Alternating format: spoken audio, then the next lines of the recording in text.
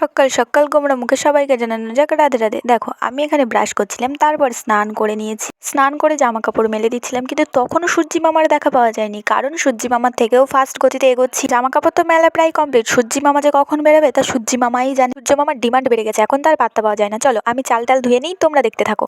এখানে চাল টাল ধুয়ে তারপরে আমি কি বলে জলটাকে আর কি ঝরাচ্ছিলাম। তারপরে দেখো ভাত বসিয়ে দিলাম, গ্যাস ধরিয়ে দিয়েছি। গ্যাস ধরিয়ে দিয়ে আমি সেই কি বলে সরা পাচ্ছিলাম, তারপরে সরাটা খুঁজে দিলাম। তারপরে দেখো ঠাকুর ঘরে আসলাম, এসে বাসি ফুলগুলোকে ফেলে দিচ্ছি। বাসি ফুল তো পরিষ্কার করা কমপ্লিট, ঘর বাড়ি মোছা তো এখনও বাকি। চলো মুছে নিই, মুছে টুছে তারপরে আবার কথা বলছি তোমাদের সাথে। দেখো কত রোজ দিন যদি এইভাবে মুছতে থাকি তাহলে কার না কষ্ট হয়। আমার সত্যিই কষ্ট হয়, যতই কম মোছা হোক না কেন কষ্ট তো হবেই। এবার ফুলগুলো তুলছিলাম, এই দেখো নীলকণ্ঠর কালারটা দেখো। জানি তোমরা বলবে এরকমই তো কালার হয়, কিন্তু আমার বেশ ভালো লাগে এই কালারটা। আর এটা না একটু বেশি ডিপ কালার ছিল, ক্যামেরাতে বোঝা যাচ্ছে না। তাও আমি এখানে পুজো টুজো দিয়ে নিচ্ছিলাম। তোমরা দেখো, তোমরা বলবে মাথা কই, তোমার মাথা দেখা যাচ্ছে না, কিন্তু আমার ক্যামেরা ধরে দেওয়ার লোক নেই। যেভাবে ক্যামেরাটা পিছন দিকে সেট করছে যে মাথায় দেখা যায়। দেখো আমার ঠাকুর ঘরটা কত মিষ্টি লাগছে, তাই না?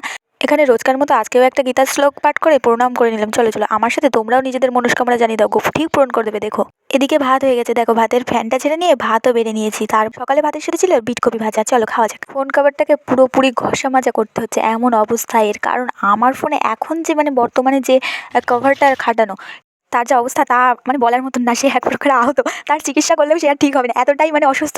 আর এইদিকে যা বারান্দার অবস্থা ছিল তা তো দেখে আমার পুরো চক্ষু চড়ক গাছ হয়ে গেছে। চক্ষু চড়ক গাছ হয়ে গেছে বলে যে কাজ বন্ধ করে দেবো এমনটাও তো করা যায় না। কাজে লেগেছি যখন কাজটা তো সম্পন্ন করিতেই হইবে। কিন্তু এই 5 মিনিটের কাজ আমি কেম ভাই 5 ঘন্টা লাগাই দিলাম, তা কিডা জানে। আমি সেজে কি হলো গাইস, তা তোমরা না দেখলি বিশ্বাস করতে পারবে না। এত স্লো সে অবিশ্বাসযোগ্য। ধুর বাদ দাও দিন ওসব সোলো মোলো, নিজের গুঞ্জে নিজেই ক্যাম ভাই গাইতেছি, তা কিডা জানে। আমাদের গ্রামের ভাষা, তা তোমাদের সাথে একটু শেয়ার করে দিলাম, তোমরাও একটু শুনিয়ে নাও। এবার ওসব ভাষা এবার একটু ভালো করে কোয়া যাক। চলো দেখো সেই কোয়া মোয়া করতেছি, আবার বলতেছি ভালো করে কোয়া যাক। ধুর আমাদের আগে তো হবেই না। আমি ঝাড়টার দিয়ে নেই তাই তোমাদের সাথে কথা করতেছি।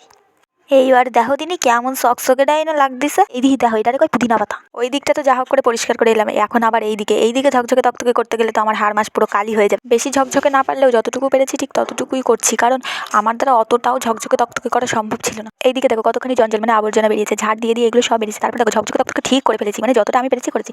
আর এইদিকে বর্তমান যে কভারটার কথা বলছিলাম, এ যে কি অসুস্থ, এর আর চিকিৎসা করলেও চলবে। আমি নতুন কভারটা পড়াতে থাকি, তোমরা সাবস্ক্রাইব করে দাও। দেখা হচ্ছে নেক্সট ব্লগ।